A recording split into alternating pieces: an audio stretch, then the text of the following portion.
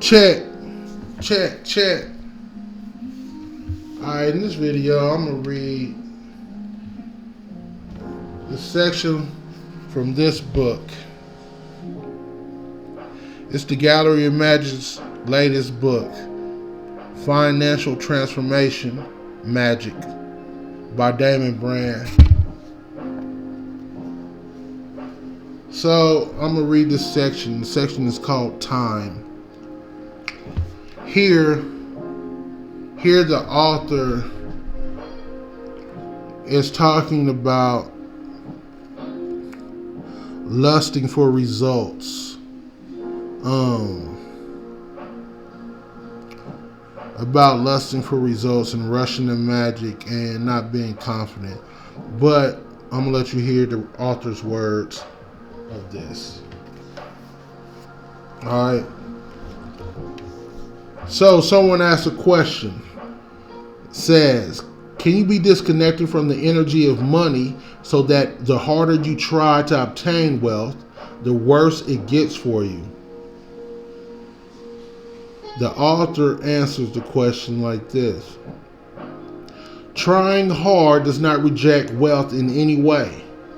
Trying hard is good, but it can be good to disconnect from your magical efforts while allowing the magic to work. This is what he means. He says, when you've hammered in a nail, you don't keep hammering. That would be absurd. The nail is in. You step back, trust the work is done, and move on. But when it comes to magic, people keep hammering. They do a ritual, and then, instead of letting it work, they prod at it, test it, worry about it, and watch for signs that it might be taking effect. That's the equivalent to standing over a nail, giving it a few extra taps for no reason, then checking every few minutes to make sure it hasn't wiggled loose. The more you poke at something that was already set in place, the less stable it becomes. Magic works when it is left to do its work. Let me say it again.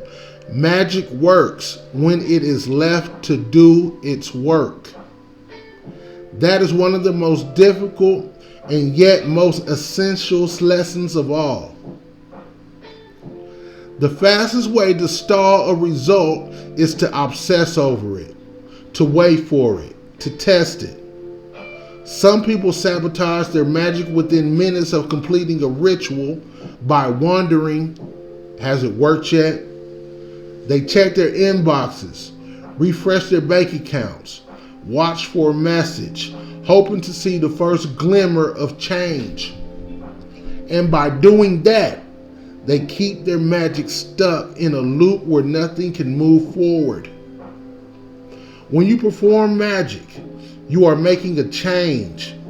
You are shifting reality in some way, bending fortune, calling new events into being. But magic does not respond well to neediness. If you perform a ritual and then wait for the proof that it has worked, you are treating it like a desperate plea rather than a command. Magic does not thrive under the energy of pleading. It thrives under certainty. When you perform a ritual, it is as though a force has already been set in motion. The moment you act as though it might not work, you are introducing contradiction. You are performing an action of power and then immediately undercutting it by doubting whether it will take effect. If you place an order at a restaurant, you don't chase the waiter around the room asking if the food is really coming. You sit back and wait because you know it will arrive.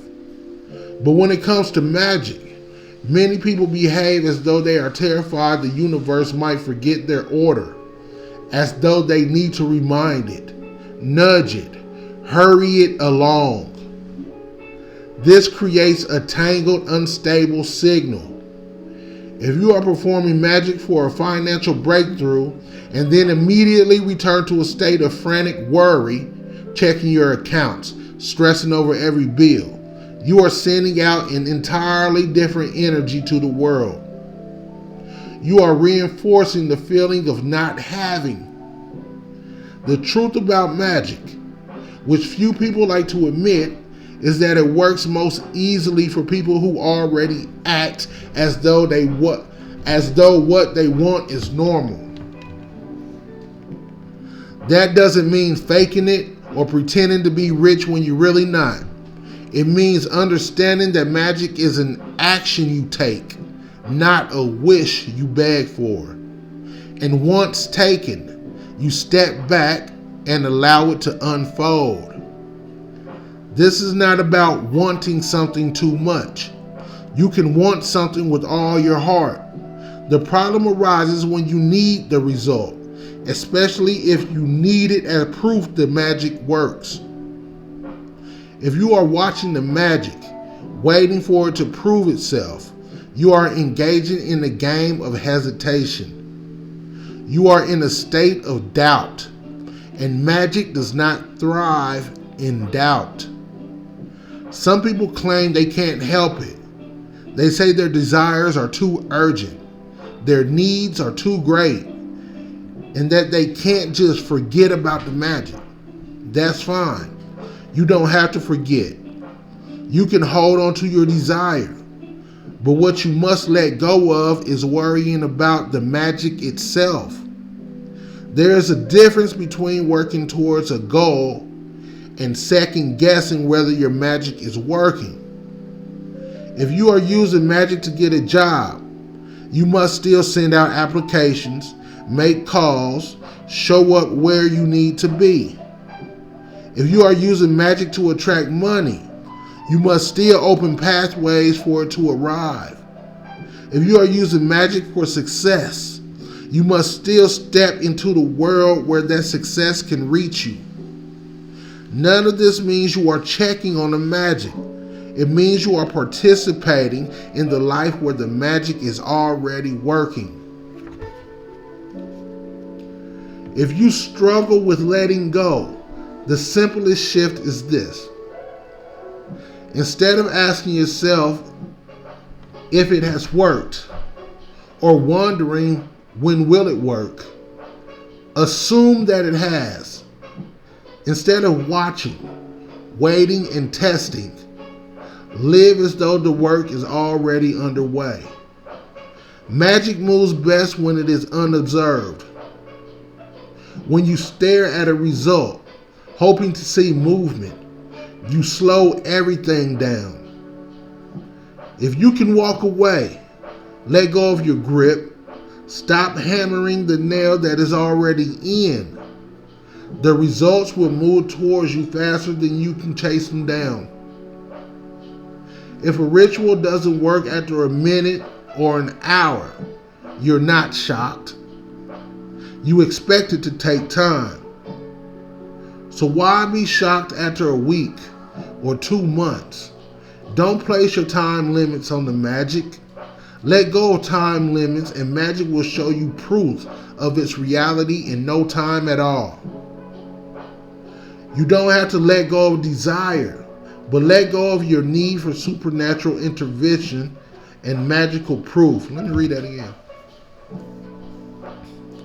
You don't have to let go of desire, but let go of your need for supernatural intervention and magical proof. You have already done your part by performing the magic. Now step aside and let reality reshape itself in your favor.